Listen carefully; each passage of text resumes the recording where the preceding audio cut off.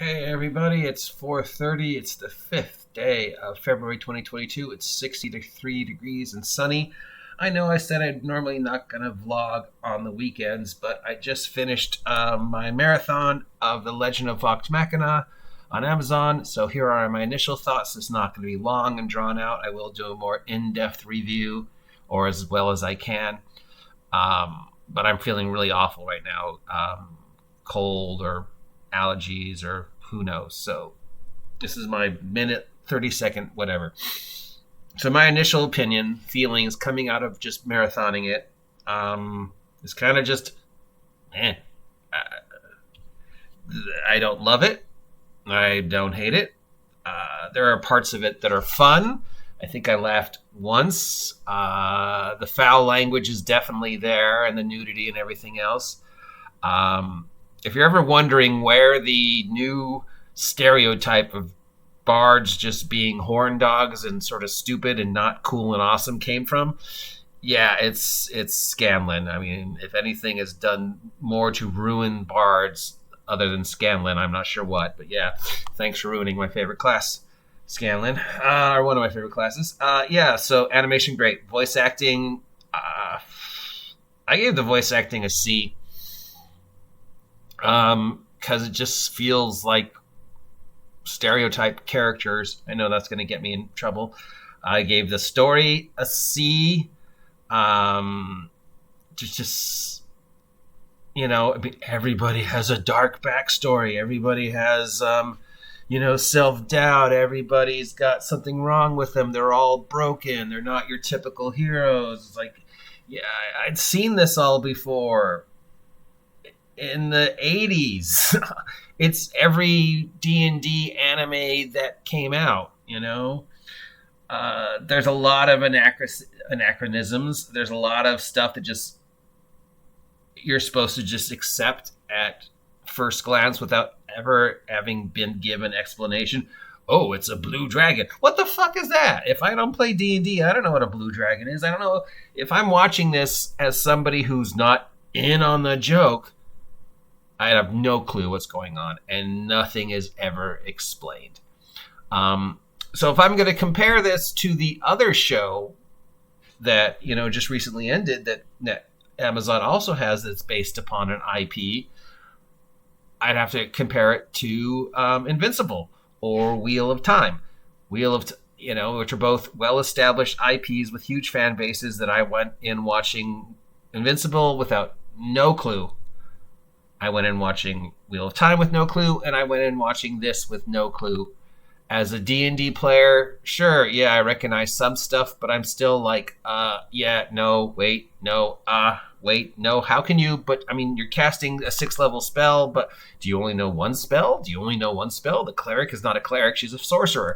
Oh, I burnt myself out, I can't feel it. Yeah, that's literally not how cleric spells work. The druid doesn't know what spells she can cast. There's a gun. How does this guy have a gun? If this guy has a gun, does everybody have a gun? Where did the gun come from? How come he's the only one who has a gun? What's with the gun? What's with the plague doctor? Oh, he's not really a gunslinger. He's possessed by a demon. Are we going to get an explanation? No. So if I'm comparing this to Invincible, by episode 2 of Invincible, I knew pretty much what was going on in that world and felt totally dialed in by the end. There were characters I loved, characters I hated. I understood.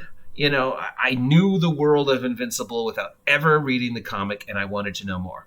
I went into Wheel of Time, no idea. By the second episode of Wheel of Time, I was bored. I felt no connection to the characters, and I didn't care.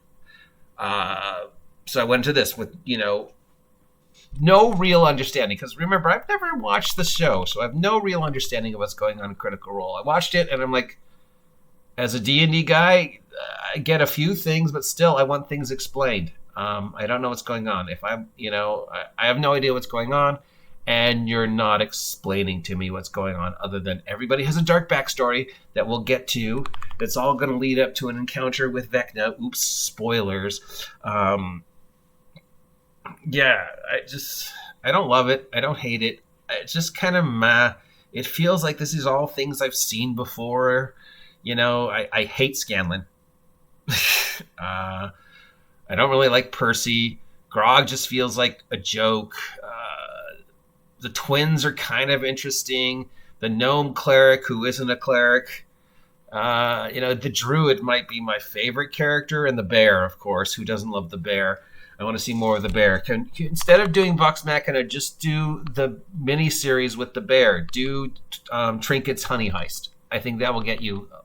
And I can see why the Critical Role fans are upset. I can see why people are upset about the language and the violence. And, the language at first felt like, yeah, this is just a bunch of friends sitting around playing D&D, and this is the shit that you're going to hear with a group of people who play D&D together for a long time. But then it just felt forced. It's like, yeah, now you're just trying to use bad language for the sake of using it, and I don't appreciate it. So, yeah, I'll go back and do a more further review. But, yeah, animation, great. Pacing, ability to explain what's going on, F. Voice acting, B-, C+. Story, C. Characters, just kind of, the favorite character is the bear and the druid. Least favorite character, Scanlen. I don't think I'm ever going to get over that. You've just ruined bards for me. So that's my initial review. I'm sure there'll be more once I'm feeling a little better. If you want to hear me review this more, let me know. If you never want to hear me talk about it again, let me know. Until then, have a great weekend. I'll talk to you soon. Am I impressed? No. It's just felt like, whatever. I've seen it before. It's fun. It's fine. Moving on.